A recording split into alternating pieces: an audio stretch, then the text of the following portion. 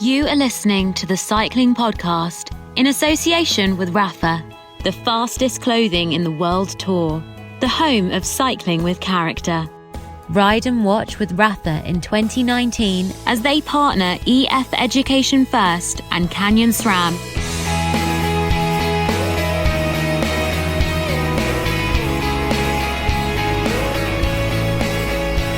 Where are we, Lionel? We're in Not Watford, Richard, in Harpenden in Hertfordshire on a very chilly early December morning. We wouldn't be able to get into Watford anyway because of the NATO summit taking place at the Grove. Donald Trump, obviously a huge figure in the world of cycling, having organised and run the Tour de Trump in the USA in the late 80s and early 90s. Early 90s, I think. Yeah, he's in Watford, actual Watford today at the Grove. I wonder if he'll have time for a round of golf. Might be able to cheat his way to beating my score. There's that great story, isn't there, about Trump, who was attending a dinner, I think, in New York, and Greg LeMond was there, and LeMond said hello, and LeMond had ridden the Tour de Trump, and Trump, when he then took to the stage, said, well, ladies and gentlemen, we're joined by cycling royalty today. Please give it up for Lance Armstrong. Yeah. Oh dear. Greg LeMond told you that story, didn't he, in an episode of Kilometre Zero last year? He did. A few years ago that was in the wake of Brexit. I decided to split opinion by making an episode about the Tour de France and politics, and Donald Trump featured in that because he put his name to the Tour de Trump when cycling was a big sort of the coming sport in the US, wasn't it? You're a bit Trump-esque this morning when you arrived, talking about the golf course that they're at, saying you played your greatest round ever. Yeah, I put together a really solid back nine of about 46. Where's Daniel? Well, we don't know. He's gone missing since the tour. Yeah, he made it to our Champs-Élysées of our Grand Tour in Manchester, and the last I saw of him was at the Mercure Hotel in Manchester on Saturday night after our triumphant final stage of the Grand Tour. Thank you very much to everyone who came along, including Daniel. Daniel came along for a few stages, didn't he, in the second week? What a great experience that was. 11 brilliant nights, all very different, I felt. It was great, and we learned a lot, I think, about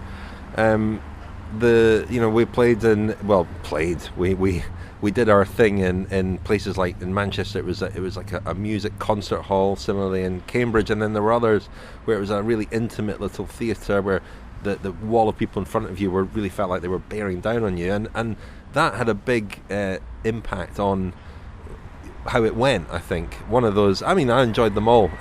Leicester was great with Colin Sturgis. In Manchester we were joined by Lizzie Banks and Adam Blythe, and that was really good. When we had guests there it was quite different, but yeah, it was great fun, and you will be able to hear some of the best of our live shows in a forthcoming Friends special episode, and there'll be news later in this episode on how you sign up as a friend for 2020, and we'll also hear a clip. Yeah, just on the tour, it's the biggest and most ambitious thing we've done, and I think it evolved over the 11 events, didn't it? And as you say, I think we became a bit more confident, and we got to grips more with what we were doing. I certainly felt more comfortable in the sort of smaller, more intimate venues. Bristol was fantastic as an actual venue. I'm talking about. Similarly, Worcester and Belfast as well. I don't know. They were places where I felt really at home. And in the bigger venues, maybe the nerves took over a little bit more. But I'm talking personally there. But I've always thought that the riders make the race rather than the course, but maybe the venue makes the event. And but it was so nice to meet so many people afterwards when we were signing the Grand Tour diaries, and chance to meet people whose names I only know from either social media or our Facebook discussion group or people who've emailed in, but it was a really memorable couple of weeks, and hopefully we'll do it again in 2020. And for me, a highlight was the very final question, and it wasn't really a question. In Manchester on Saturday night, a gentleman with a white stick who said he's visually impaired, and just that following the podcast brings the race to life for him, that's his mental picture of the race that we're providing through the podcast. That was very moving, actually, and it was a great note to end it on. Yeah, it was, and I think it made me, I came off stage kind of feeling that, reminding myself that is what we try to do at the Grand Tours, is to paint a visual picture, because although that gentleman partially sighted and presumably not watching the racing on TV, we're trying to describe something in audio to all of our listeners. So that was a really nice note to end on, and if you're listening, thank you very much. That really kind of made our night and made our tour. The fastest clothing in the World Tour, the home of cycling with character. Ride and watch with Rafa in 2019 as they partner EF Education First and Canyon SRAM.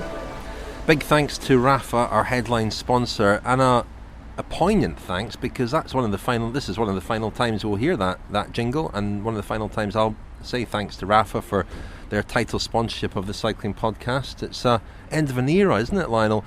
We are going our separate ways at the end of the year after 3.5 glorious years, and can't really overstate how important Rafa's support has been for us over 3.5 years. They came in midway through 2016 and they enabled us to cover the Giro Tour and Vuelta. Well, they came in after the Giro in time for the Tour that year, and each year since then they've enabled us to provide daily coverage from the 3 Grand Tours, as well as lots of other things besides. So extremely grateful to them for their long-standing support. Well, yeah, I mean, giving us the stability and the security to cover the 3 Grand Tours on the ground is obviously a huge part of what we do, but that support also enabled you to develop the Cycling Podcast Féminin as well, and expand on that. We've also been able to do a series of Explore, which will be coming back in 2020. More on that in a future podcast. That's our series about kind of endurance riding, bike packing, and just generally getting out and riding and exploring the world. And Service Course as well, the tech show that's not a tech show, hosted by Tom Wally and Lizzie Banks. And we wouldn't have been able to develop any of those things without that security of the long-term sponsorship. So a huge thank you, particularly to Simon Mottram, the man behind Rafa, but also everyone who's supported us from Rafa over the last 3.5 years. Don't worry, podcast is not going anywhere. It does mean, however, that we can't afford anymore to keep 3 presenters on the regular show. So one of us will have to go, and we're putting to the public, phone 5567771 if you want to get rid of Lionel. Come off it. That's not a real. Although maybe we could do a crowd-funded premium rate phone line, and that could be our alternative sponsorship. No, we're not going to get rid of anyone, are we? Or is that why Daniel's not here? Well, he's got the axe already. No, we're not getting rid of anyone, and things will carry on as normal. But we are very, very grateful indeed to Rafa, and as Lionel says, in particular to Simon Mottram, who came to our second show in London, and it was great to see him there. On with the news roundup, Lionel. Okay, Richard. Well, a few little bits and pieces knocking around in the world of cycling. Finally, the big transfer that we've been anticipating for a long time now. Sam Bennett, the Irish rider, moving from Bora Hansgrohe to De Koning Quick-Step, along with his good mate Shane Archbold, the Flying Mullet. That is finally official, so Sam Bennett will be riding in the blue and white of De Koning Quick-Step next season. Sticking with Bora Hansgrohe, Peter Sagan had long been rumoured to be tackling the Giro and the Tour next year. That's been confirmed. He'll also go to the Olympic Games in Tokyo. Surprise for me anyway is that Pascal Ackermann will do the Giro and the Vuelta. I thought he would perhaps have been given the opportunity to ride at the Tour de France next year, with Sagan doing both the Giro and the Tour.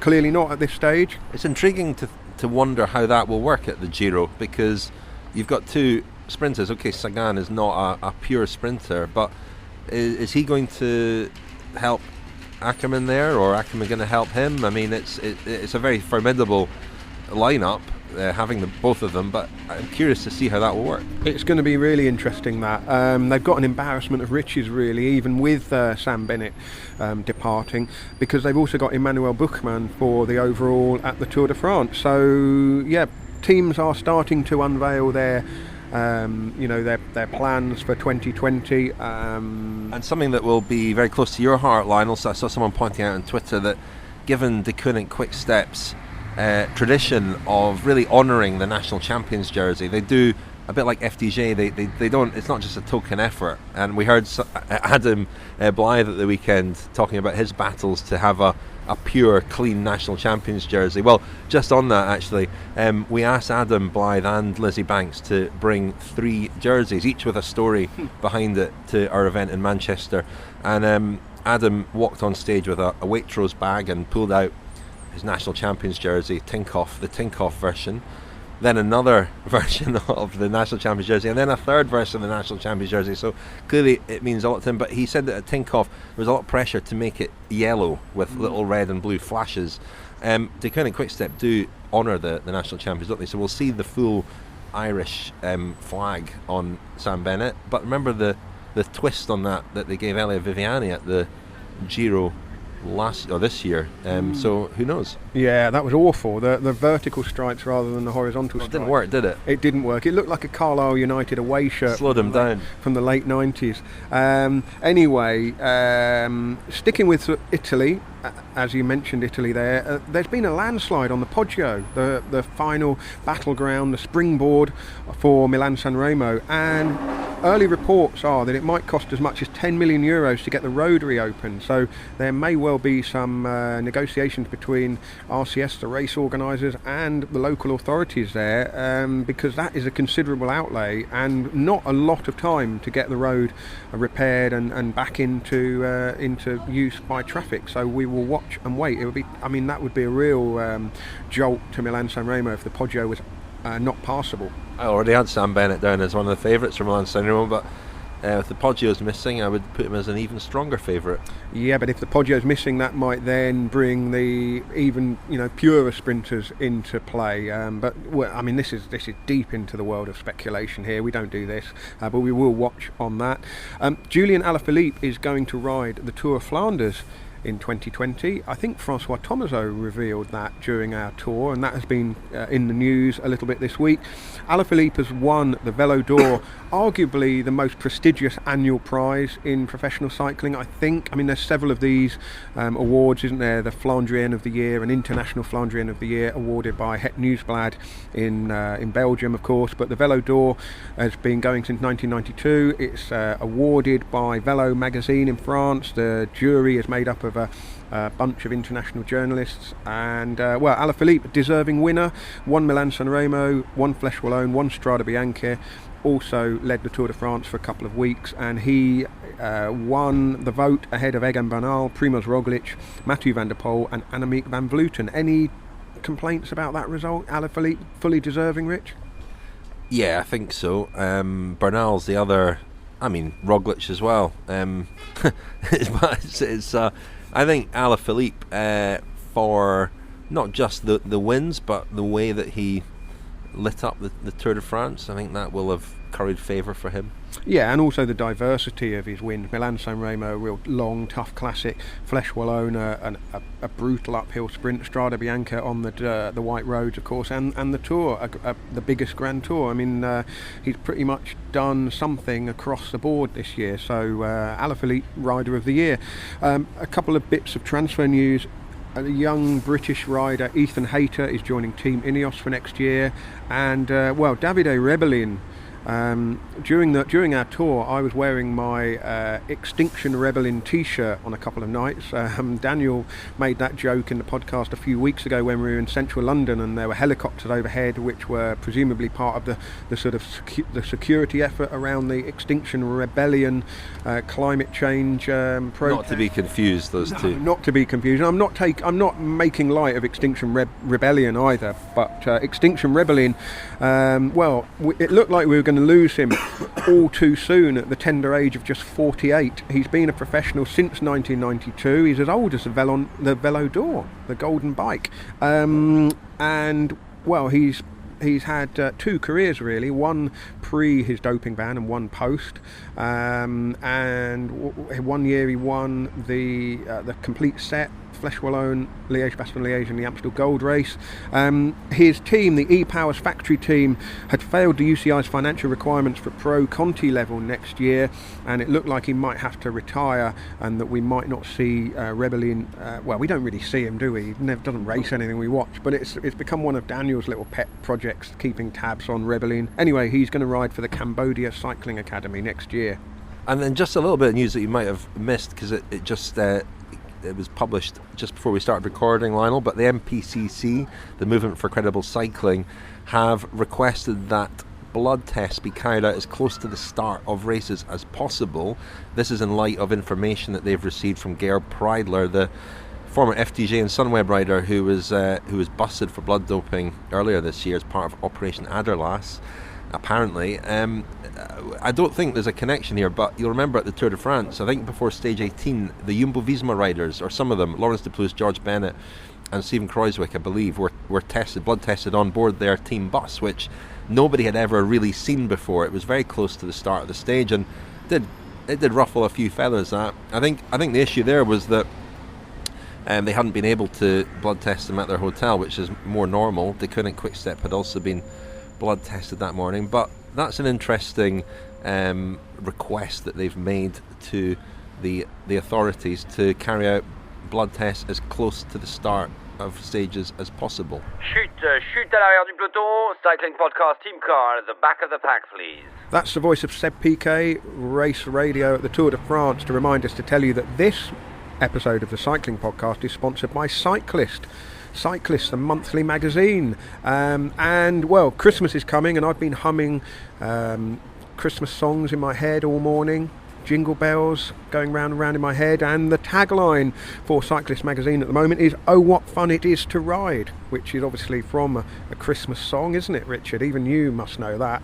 Humbug. Look at this humbug here. Anyway, what better Christmas gift is there, either for yourself or for another cyclist in your life, than a year's subscription to Cyclist magazine for just £59.99, which is a whopping £11.89 off the shop price. That's a saving of 16%.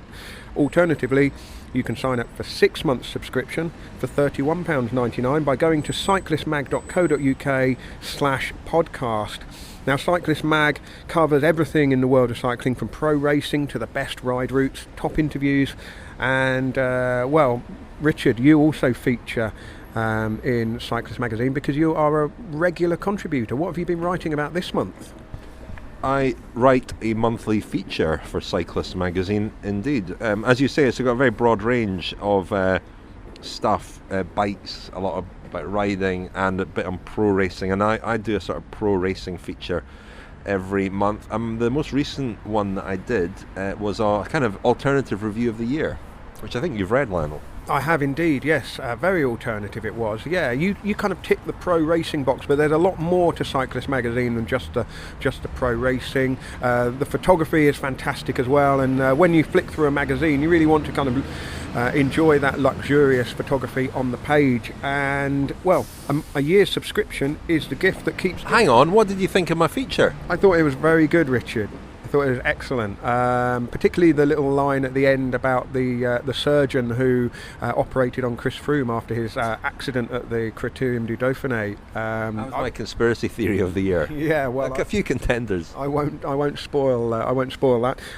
But yeah, a subscription to Cyclist magazine is the gift that keeps on giving, and it also gives you a whole bunch of other perks. You not only get the magazine before it appears in the shops, but you become a member of the cyclist community, and that will open up a host of exclusive offers from top cycling brands. So go to cyclistmag.co.uk/podcast and sort out a gift for a friend or a loved one without having to even visit the shops, and that just leaves you more time to go cycling. Now, Lionel, you remember our show in Belfast, you made reference to some of my very impressive results that I've enjoyed on the roads of Northern Ireland as a young cyclist. I've got a couple of tweets from a chap called Peter today saying, "I made contact with the organiser of the Tour of the North. I thought they might have had a spreadsheet or some kind of accessible record of past results." Obviously very believing, very sceptical, Peter. It seems they don't, just loads of paper. They're going to go through it for me in the new year. So I may at some stage have a piece of electronic paper with Richard Moore officially declared King of the Mountains in 96 or 97, as you couldn't remember. Don't hold your breath, sounds like a big job, but you never know. The problem with this, Peter, is it wasn't the Tour of the North, it was the Tour of Ulster. I'm sorry about that. Your efforts have been in vain. Oh dear. Well, this refers to a light joke at your expense during the opening part of our show. Our backdrop was a collection of cycling jerseys, the first of which was the yellow race winners jersey from the 1996 Tour of Speyside, and that was the final edition of that race. You won Iconic. You won it, Richard, which does make you the reigning, disappointingly for me, that makes you still the reigning champion of the Tour of Speyside. If there's anyone out there in Speyside who'd like to organise a race for in the Tesco car park for 2020, I will help in any way I can. I just want to see that title, that accolade taken away from you, Richard. But we also had your Scotland Commonwealth Games jersey from 1998, and you gave me some duff information there about your King of the Mountains win. No, I didn't. It was the Tour of Ulster. That's the error that this chap's made, not the Tour of the North. Did I say the Tour of Ulster? No, he misheard, I think. So the fault is entirely with Peter. Oh well, there we are. Sorry about that, Peter. I should have perhaps made myself a bit clearer, but I don't think it's fine. Just the idea of a 90 plus kilogram man winning a King of the Mountains title. It wasn't 90 plus kilograms at the time. It was 20 kilograms ago. That reminds me of a joke in that book by Adam Kay, This Is Going to Hurt, when he's speaking to a patient who's maybe slightly overweight and saying you should go maybe do some exercise, maybe go to a gym, and she says, I am already the member of a gym, but I haven't been in 3,000 pounds. Oh, very good. Anyway, let's hear from Adam Blythe, who did a couple of events with us and spoke about retirement. He's still quite young, 29, but he is retiring after a year with Lotto Soudal, and it is very interesting to hear the reasons behind that and his plans now going into the future. Obviously did a lot of media this year, including a series of interviews for the cycling podcast at the start of the year. Some of them were excellent, and thoroughly recommend. I think the Tesh Benoit one was the standout one for me, but he's got a career in the media ahead of him, I think, as well as other bits and pieces. So here, I sat down with him before our show in Manchester, and here's what he said. Adam, here we are in the RNCM, just before curtain up. But I want to speak to you about retirement. You told us the other night about how you sort of came to this realisation this year, because a year ago we spoke to you about this season, and obviously it was a new start for you at Lotto Soudal, working with Caleb Ewan again, and you know there were possibilities for you out there. What sort of happened this year that you know brought you to the realisation that it was time to stop? It wasn't so much a realisation that I had to stop. I think I could have kept going, but I chose for me what was more important, and we've just had 2 more kids. And for me at the time, which is now, they were a lot more important than my cycle. I can jump on a bike whenever I want, but I can't support my wife when I'm in wherever it is in the world. So that was it really, and it wasn't the kids that made me stop. It's just that I wanted to do more with them. I wanted to spend more time with them, and it was obviously hard for my missus when I was away. So it was that kind of realisation of all my time really. It was going into them and what I wanted to put into my cycle, and I couldn't do it anymore. So it just made me resent going on the bike. I used to go on the bike training, and I knew I had to do it, but I just didn't want to do it whatsoever. I was just going out and I was like, oh God, this is just horrific. And if I had 4 hours to do with some efforts in it, I'd just always be like, oh, I'll do that tomorrow, sort of thing. Was that a big change of you? I mean, in the past, were you somebody who quite relished training? No, never. I never enjoy the process of it. I never enjoyed training where you got to go out, you got to do these efforts. The whole process of training, I just didn't enjoy. So training to me, I've always not really enjoyed. I've liked going out on my bike and having fun, and it's always a lot more fun when you're fit. But yeah, not really. You know, I think for me, when I was really good, I just have to pick a target and try and peak for it. And a bit like nationals this year, really. I know I was 15th or something, so not a great result, but I did that off maybe like, I don't know, 2 months of 12 to 15 hour weeks. So if I did put in work, I know I could have been up there, but at the same time, I was just like, oh God, I really, it's not that I don't want to do it, but I just can't enjoy going out and hurting myself anymore. So that was the realisation, really. And as we spoke about last week, I went up to Rod's house to ask him for a contract. And on this the was way, Rod Ellingworth, when he was appointed manager of Barry Merida. Yeah. So I went out on the bike one day. He doesn't live far away. And I spoke to him on the phone. I said, "Oh, can I come up and have a chat with you about the future, this, that, and the other?" And he's like, "Yeah, sure, come on in." And on the way there, out of all people, me and Rod have had a bit of we've got a past. We're fine together now, and we get on quite well, so it's fine. But on the way there, I was just like, well, thinking about it now, if there's one person I could have lied to and been like, I'm going to do this will be fine, I'll help carve this, that, and the other, it would have been Rod. But on the way up there, I was just like, God, I don't even think I can bullshit my way into this. He'll just see me sitting there going, I'm going to be great, don't worry about a thing, sort of thing. So he was the first person that I sort of told and came to grips with. And like Rod said then, I think once you get to that point where you accept it, you sort of have to stop in a way, 'cause the more you fight against it, the harder it'll be. But so you rode up there, well, you set out with the intention of asking him for a contract, but almost had a conversation with him that maybe crystallised your own thinking, did it? A little bit, yeah, in a way. I think I just, when I was there, I just said, I'm really sorry, I feel like I'm wasting your time, but I've just realised on the way here that I don't want to be a pro bike rider anymore. And he was like, oh, right. He didn't really know what to say. And then we just went through into his little office in his house, and we just had a nice chat really about cycling, what it's like retiring, and just thinking about the process, because obviously they were my first thoughts. So yeah, we just had a chat about the process really, and how we think it could go. And obviously I've done a lot of commentary, so I think I'll be fine. I've got a couple of jobs already, which is nice. But yeah, I'm a lot happier retiring that's on my terms. I know there's a lot of people this year that have had to retire when they want to keep going, like Russ Downing. He's 104 now. Sorry, Russ. But no, I think it's nice when I do it on my own terms. I think it'll be a lot harder if I still believed I could do more, which I kind of do in a way, but I just know it'll take so much out of me that I'll end up hating myself, I think. How hard was it to see out the season, to go to races, having, feeling that maybe your heart wasn't in it anymore?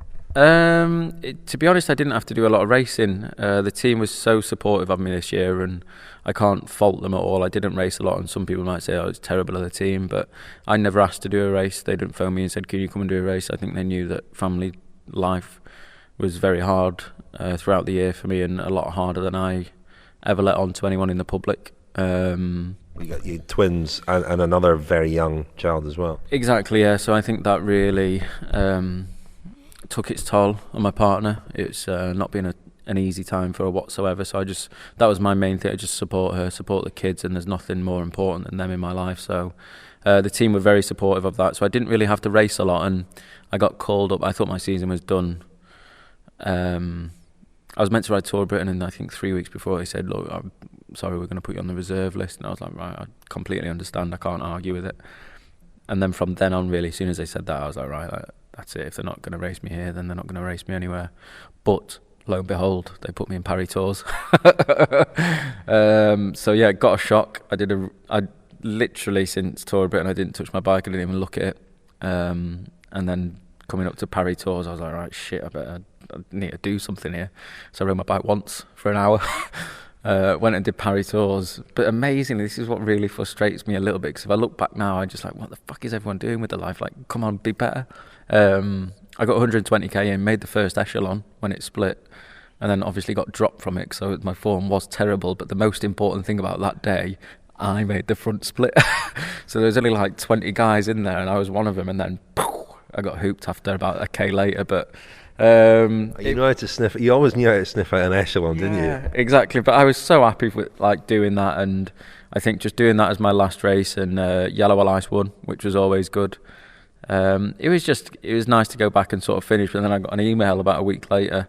Caleb Ewan asked if I wanted to go to Shanghai with him and do the crit. So then that was officially my last race, which I got a top 10 in. And how did that feel? Did it feel like a significant moment? Was there a party? Was there any kind of, because a lot of riders talk about retiring or even just moving teams, that there's no ceremony to it. You know, they're just, that's it, cheerio. Not really, no, but going back on the team thing, this is what really annoys me about teams, and it always has since I was with BMC. They've always said, this is a family, and you hear so many teams say it, and it is bullshit. It really annoys me, though, because it's like, it's not your family, is it? 'Cause if it was your family, you give them an 8-year contract until the end of the team's contract if he was in your family. It's not. You just get along well, and you're really good at your job, and it is a job. So no, sorry, what was your question? But yeah, I'm just stating. Well, how did it feel? Did it feel for you like this is the end of a chapter for me? Did you feel like this is it? You know, because you've devoted, you know, I don't know, 15 years to this sport. Not really. No, I didn't think it was an end of a chat. I think at the tour and after the nationals, I came to grips with it. Even at the Giro a little bit, I kind of came to grips with it. So no, it was a shame that I couldn't go out and really celebrate with all my mates and have a big retirement party. But all my close friends, you know, Ben Swift, Ian Stannard, Cav, all these, like I had a 30th recently, and they came up to it, and it was just nice to have all my close friends there. And I think, you know, the people that were invited to that, a lot of them couldn't make it, but there's only like 25 of my mates there or something, but they're mates that I'll always stay in contact with. So having a big retirement party with loads of people there is kind of pointless, because I probably won't speak to them again, as awful as that sounds. But that's back on the whole family thing. It's a load of rubbish. So how does it feel being a retired bike rider? Have you come to terms with that? Yeah, it's hard work actually. I had to do a spreadsheet the other day for work, which took me about 4 hours just to make the boxes. So no, it's so good and so exciting. I think working with, it got announced the other day that I'll be working with Genesis, and I never got to ride with them when I was a professional, which is a bit of a shame now I look back. But they've always helped me through my career. So riding with them and Kelly Parsons, who looks after me, it's exciting because as a pro bike rider, you're so limited to what you can do and use, and it's so stupid how I remember when I rode for Tinkoff, I said, can I have a specialised mountain bike to go on? Yeah, here's the price list. And it's like, I'm sorry, but we're professionals in this sport. Like, surely you can give each rider on this team the top of the range mountain bike and give it back like we do throughout the year. But anyway, never happened. And with Kelly, I think I've got 8 bikes at home now. Sorry, no one. If anyone knows my address, don't go and look around. But yeah, I think I've got 8 bikes at home, and I've got like bikes that range from like an e-bike with a cargo thing in front. I've got 2 cross bikes, a gravel bike, 3 mountain bikes, road bike, and it's just like this, in my eyes, what feeling like a professional is, just like unlimited bike stuff. So that is so cool riding for them. And with Chapter 3, I'm going to design my own kits and clothing lines and stuff, which is amazing and so cool. But they're really... Oh, good Lord. Yeah, it's going to be fun. I don't think it'll be what you expect, to be honest. I think it's... we've got to sell it. It's not just me buying it. We've got to sell it. So it's going to be... Something a bit more sober. Yeah, exactly. Yeah, a bit like that yellow and purple thing up there, the ADR jersey. God, it looks good, doesn't it, really, when you look at it compared to, like, boring stuff. So yeah, I'm going to do that, but that is more of a uni degree for me doing this. I know that sounds stupid, but I'll be working with the marketing manager there and closely with one of the owners, and they really want to just help me in life, develop a few new skills and not just be a cyclist, learn about marketing, learn about product design, learn about the ins and outs of a company in clothing. So I'm very grateful to them for taking it on, but it's like I said about the spreadsheet thing a minute ago, it's just, if I showed you like what I did, you'd be like, this must have taken like 10 minutes, Adam, but it literally took me about an hour and a half, and that's when I realised, I was like, shit, this is like real life, this is completely different. So it is going to be challenging, but I'm excited for it. And media work as well, I guess. I mean, you were on Eurosport a lot this year, cycling podcast this year as well, but that's an area I guess you want to develop. Yeah, definitely. I think it's something that I enjoy doing, and it's something I hope I can do more. I'm just waiting to hear back from Eurosport and the budgets, apparently. I'm not expensive. Really cheap. Really cheap. And when you look back in your career, I mean, we asked you to bring in a few of your old jerseys tonight, and you've brought in 3 variations of your national champions jersey, which suggests that's the result. That's the thing that you probably look back on with the greatest pride, is it? Yeah, it definitely is, for sure. I think just wearing that jersey for a whole year and being proud of it and being able to That's why I bought the aqua blue one in, because it was almost, I didn't design it, but I just said I want minimal, this is really bad, but I want minimal sponsors on it, and I want it as white as you can make it, and they did exactly that. And that was just a kick, 'cause I think nowadays I've got a Tinkoff jersey here, which I only had one of them, like one short sleeve, and that was it. Such a shame that you can't have such a prestigious jersey and you can't sort of have it how you want to have it almost. It's so dictated by the team. So that's why I brought them in, really, and because I've just moved house recently and I can't find a load of other jerseys. Yeah, Adam really added something to our second show in London and also our show in Manchester, didn't he? Yeah, you're right, he has got a career in the media ahead of him if he wishes. I mean, he's already established himself as part of Eurosport's The Breakaway crew. He did I think he was joking. He said that he's moved outside of our financial reach in the last few months. That possibly is true. I don't know, but we'd certainly like to hear from him on the podcast again. And when I was kind of reviewing his career and looking at the teams that he's ridden for. BMC Racing, Orica Green Edge, Tinkoff, of course, then the Aqua Blue experience, and then having started at Silence Lotto, going back to Lotto Soudal for a year that didn't really turn out the way he probably anticipated at the start of the year. The sense of knowing that his time was up just because he didn't want to do professional cycling anymore. I think I've said this before, but it's really easy to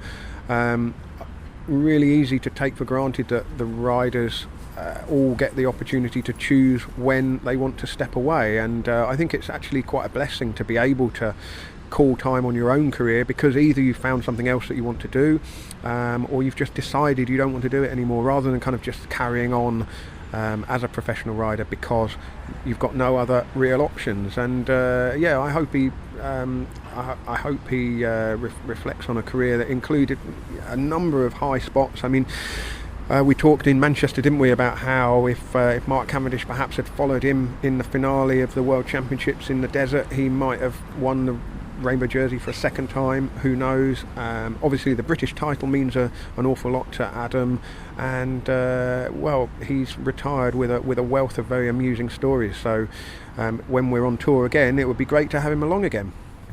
The Cycling Podcast is supported by Science in Sport. Science in Sport, fueled by science. Thank you very much indeed to our sponsor, Science in Sport, for their continued support of the Cycling Podcast and their support of you in your winter training. You can get 25% off with the code SISCP25 at scienceinsport.com. That's SISCP25 at scienceinsport.com. Look who we found, Lionel. It's Daniele Friberencini. Is he there? I'm here. Is he there? Yeah, you can't see me, but I'm here. I'm in the ether. Yes. Daniel, you went missing, but we've located you. Yes. A bit of confusion about time differences, wasn't there?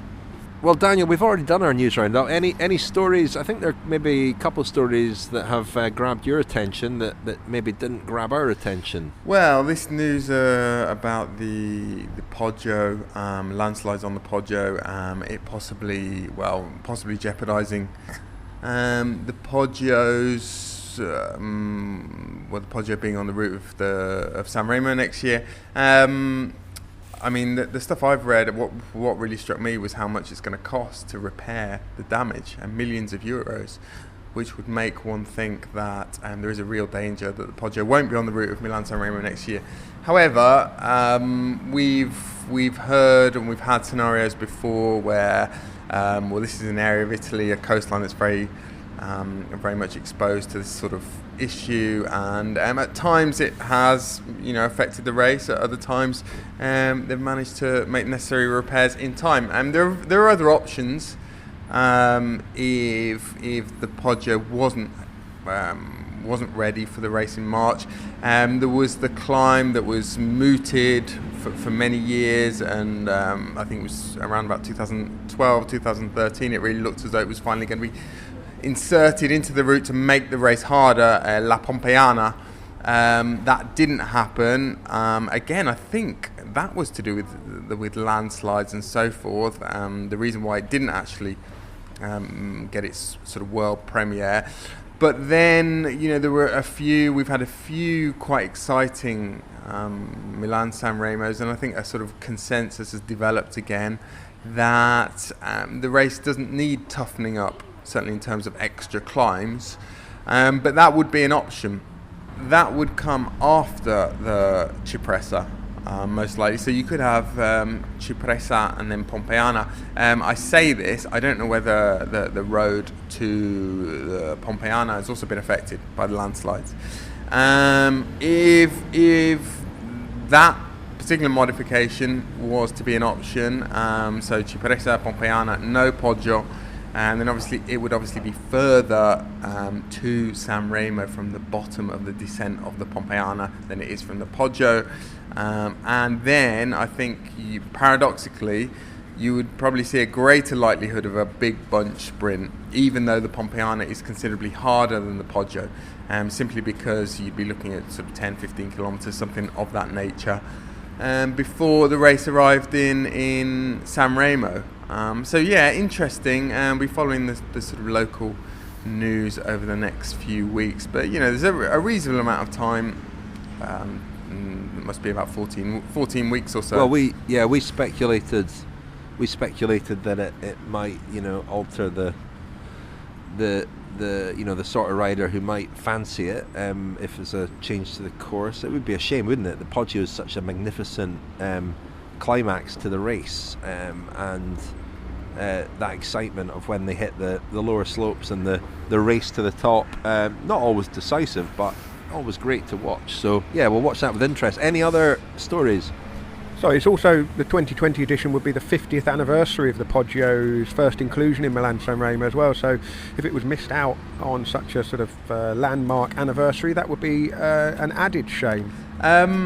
Just one other thing, not really a news item, chaps, but I've just been reading a nice interview on Tutto Bici Web with the Italian neo-pro guy who's going to turn pro with NTT, formerly Dimension Data, next year, Matteo Sobrero, who, Napalm, is from just up the road from what was one of our favourite haunts on the Grand Tours last year, Barbaresco.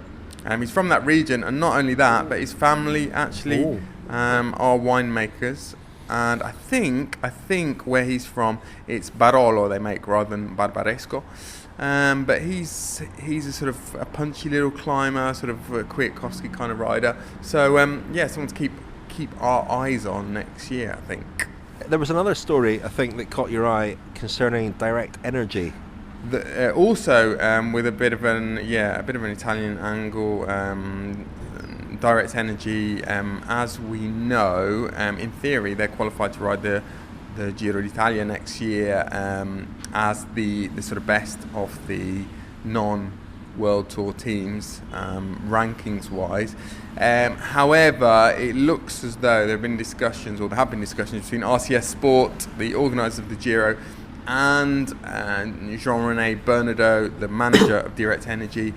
And we think they've come to an agreement whereby Direct Energy are going to forsake their place in the Giro, and that's going to open up another spot which will presumably go to an Italian team.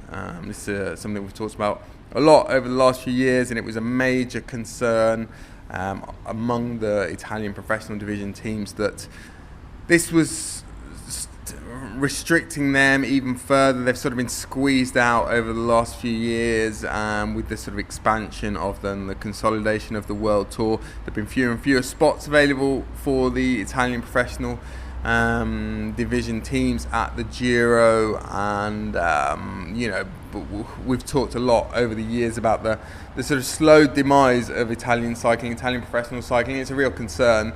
You go back to the mid-90s and there were upward 15 teams, Italian teams, who would compete in the Giro. In the last couple of years it's been down to 2 or 3.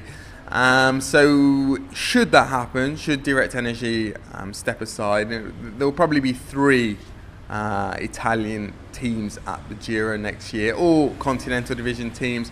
Gianni Savia will be there with Androni, Bardiani will be there, and it will probably be one other. Interesting stuff. Well, a bit of this cycling podcast business. Few people have been asking about where they get our book. It's not currently available on Amazon or in bookshops. The Grand Tour Diaries, it's called, it was published a few weeks ago. For the moment, it's available exclusively through our website. Go to thecyclingpodcast.com, click the tab book, and that will take you to the page on which to buy it. It may go on Amazon in the next week or so, but for the moment, it's just available through us. So do go there. We can post it anywhere in the world. It's £15. And next week, a lot of you have been asking about this as well, we are launching our 2020 Friends of the Podcast programme with a new delivery system. Yes, it's going to be a lot easier to use than our previous system. We've relied on, since we started the Friends of the Podcast scheme in 2015. We promised for a number of years that we would make it easier, but the technology is tricky to develop, but finally we have found a solution. Hopefully you will be able to become a friend of the podcast in a faff-free way, and hopefully that will encourage everyone who's been a friend and has enjoyed the episodes to sign up again, but hopefully it will also persuade people who've maybe been wavering to sign up as a friend of the podcast. Can't overstate the importance and our gratitude to all of our friends of the podcast, because by signing up, paying us a small amount of money really in the grand scheme of things. Price is frozen for 2020. Price is frozen and the delivery system is improved. So £15, a minimum of 11 special episodes will be released over the years, plus other goodies as and when. But the income that generates is really, really important to us when it comes to providing so many free episodes throughout the course of the year. So we're not just offering. We're not just asking for money, we're offering something in exchange. And the first episode, Richard, is ready to go. I've been listening to it this morning on my way here. I'm going to carry on listening to it this afternoon. But grit so far. Well, it's a look at stage 19 of this year's Tour de France, the one that went over the Col de Liseron and had to be cancelled. I've spoken to Egan Bernal, who was leading at the time, Seb Piquet, who was in the car following the Voice of Race Radio, of course. And the second part of the episode is a sort of focus on Bernal, a longer interview with him, with his coach, Xavi Artecha, with his teammate Theo Gegenhardt, with Gianni Savio, the man who discovered him. He's brilliant, Savio. At one point I asked him a question, and he prefixed his answer with anecdote, lining up his anecdote. And so that will be available next week. In next week's episode and on social media, so we'll give you step-by-step instructions about how to sign up. So episode 1 will be a look back on stage 19 of the Tour de France. Episode 2 is going to be a kind of mashup of our live shows. We're going to hear an extended clip now, first from one of those live shows, and it's me doing my reading from the aforementioned book about stage 19, and it'll be followed by a little extract from the Bernal special as well. Let's move on. Let's stick with the tour. It was an amazing tour, and there were no more amazing days than the one I'm going to talk about. And the picture on the jacket of the book is from that day. Very unusual, very original to have a cycling book with a man running on the cover. I don't think that's been done before. But yeah, a very dramatic I think day. the Chris Froome album from the year on Mont Ventoux, that he was running on the cover of that, I think. So, Friday the 26th of July, stage 19, Saint-Jean-de-Maurienne to Tignes. 126.5 kilometres. That's actually scored out 89 kilometres. Winner, question mark. Dublin won this far ahead. I've got a good You lot are good. I've got a good feeling about this. Yellow jersey, Egan Bernal. This has long been in... moment. Don't interrupt. This has long been in my diary as the day I go up in a helicopter, courtesy of Skoda, who sponsor the cycling podcast Femina. I personally wouldn't go up in a helicopter, says Lionel as we drive to the start. They're very unsafe. There has never been an accident involving a helicopter at the Tour de France, I say. We'd have heard about it. But you know what this means, pipes up Francois from his nest. that the chance of there being one increases a little every day.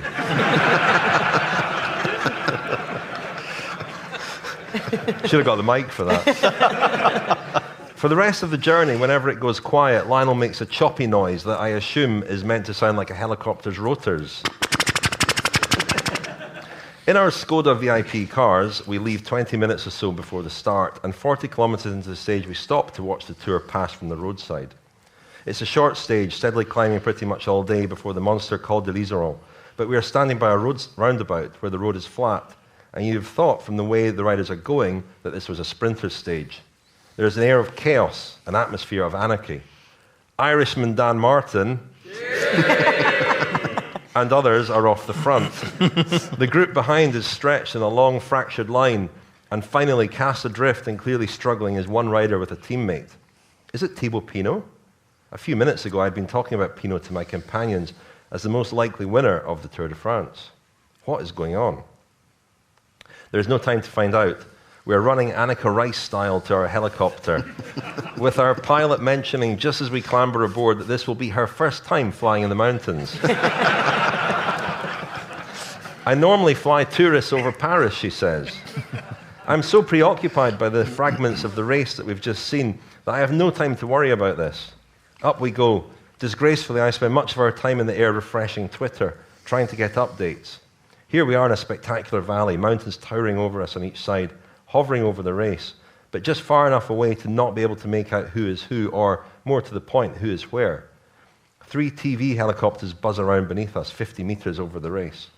We are 150 meters above them, and many more hundreds of meters above us are the planes receiving the images and transmitting them. The logistics of it all, not to mention the cost and the fuel burned every day, is mind-boggling. The helicopter ride is wasted on me. I feel too disconnected. I want to get back to Earth as quickly as possible.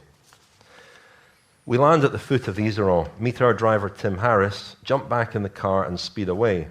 Up the mountain we go, green, scraggy and empty apart from thousands of fans. We crest the summit and plummet. Tim is a very fast, very skillful driver. Until at 30 kilometre to go banner, we pull off the road to park in a little clearing. There is a caravan and an awning and trestle-style tables and chairs, and a little incongruously, Andy Schleck. But again I am glued to my screen in the race. I prop my phone up on the table, and Tim and I watch Egan Bernal attack. Pinot by now has dropped out in tears. Alaphilippe is beginning to struggle, perhaps cracking. Here then is the decisive point of the race. Bernal riding into crowds of fans on a benign day of blue skies. So much for Francois' prediction of storms. I feel a dollop of rain. The air cools dramatically and suddenly, as though a new weather system simply replaces the old one. We dash for the cars. I keep watching the race on my phone. Having stopped for lunch, we are only 30 meters or so ahead of the riders. 30 minutes or so ahead of the riders. 30 meters would be ridiculous. Tim, whose daily challenge is to keep just ahead of the race, steps on the accelerator and we carry on descending. The sky turns dark grey. Proper rain begins to fall, rapidly turning into hailstones. Not hailstones, that doesn't do them justice. They're like mini boulders. That's what they sound like as they ricochet off the car. I fear for the car. We enter a tunnel and the noise is turned off. What blessed relief. When we come out the other side, we are met again by the same crescendo, a noise so deafening that we can't hear each other shout. The road on this side of the tunnel is white. The hailstones have congealed, turning it into sheet ice. Most of the tour vehicles traveling ahead of the race have now stopped by the side of the road. We can only keep going because we're in a 4x4, says Tim. Look, watch this. He brakes hard and we skid. On the screen, meanwhile, Bernal is now with Simon Yates, and they are approaching the summit, still in perfect weather. Yet here we are, only a few kilometers ahead in a completely different universe, the kind of hellscape that might feature in a Cormac McCarthy novel. We crawl along, but what will happen to the race? Tim slams on the brakes again. Before us, crawling across the road, is a giant, muddy, rocky tongue, a landslide. We get out to have a look. Then the landslide begins to move as if coming to life. The air fills with the sounds of panic. We scamper back to our vehicles. The route to the finish in Tignes is blocked, but Tim has a look and sees an alternative road which we take. Meanwhile, Radio Tour crackles into life with the familiar but now urgent voice of Seb Piquet. Attention, attention, the stage is cancelled. All riders and teams are to stop at the summit of the Iseron. Arrangements are made to transport them to emergency accommodation in Val d'Isère. Seb relays some detailed instructions over several minutes. With the finish cancelled, Tim drops me at the foot of the climb to Tignes, and the first people I see are podcast listeners who give me a friendly, morale-boosting reception. They have been here for hours waiting for the tour, and so they're obviously disappointed, but there is a strange, almost giddy atmosphere, which you often find when things have taken a spectacularly unusual turn. Our attention is then drawn by a throng of cheering people moving at walking pace towards us. Loud music is emanating from the throng, and horns are blaring, and at the centre of all the commotion are two deconic quick-step people carriers. Sitting on the passenger seat of one of the cars, still in his yellow jersey, is a smiling Julian Alaphilippe. The sunroof slides open, the music gets louder, and then Alaphilippe rises up on the seat and emerges from the car like Jesus Christ, or George Best. It's the last time anyone will see him in a yellow jersey at this year's tour.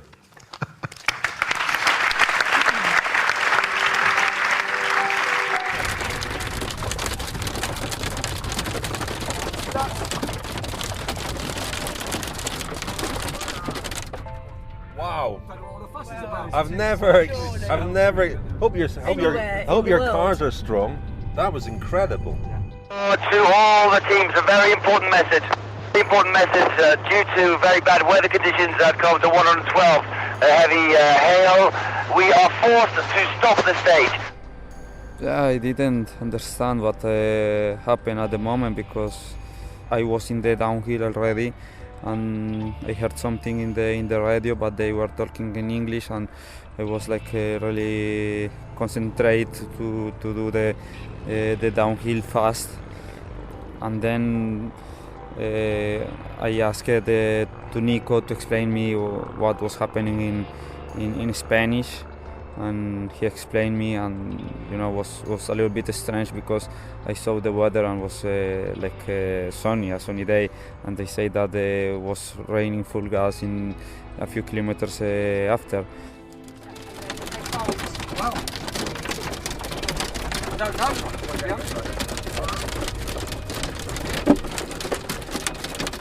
How could you go away? You could I'll tell you what, I'm glad we didn't get this in the helicopter. I think they might not have let us take off in the first place. If they... Whoa. And we're watching the race in the just over the hill there in perfect weather. There's nothing. Little do they know what awaits them. Well, listening to the audio, it seems that we're in a bit of a panic, but we're not. Honestly, it was very relaxed. I mean, we took the decisions when we had to take the decisions, but because we had the information well before everyone else. Dios, sácame adelante. La voz no me puede fallar en un instante tan importante. Dame fuerzas. Egan, campeón. Colombia te ama, Egan. Colombia te ama. Well, that was my reading from the book, The Grand Tour Diaries, which, an audio version of The Grand Tour Diaries will be released over the course of the year for friends of the podcast. The Giro Diaries will come out around about Christmas time. The Tour de France, the Women's Tour and the Vuelta will follow.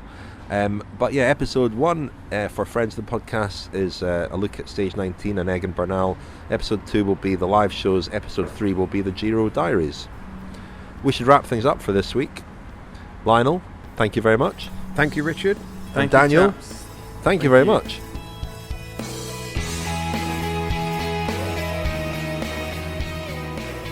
You've been listening to The Cycling Podcast. Subscribe to our newsletter at thecyclingpodcast.com to get all the latest news and special offers delivered straight to your inbox. This episode was edited and produced by Tom Wally.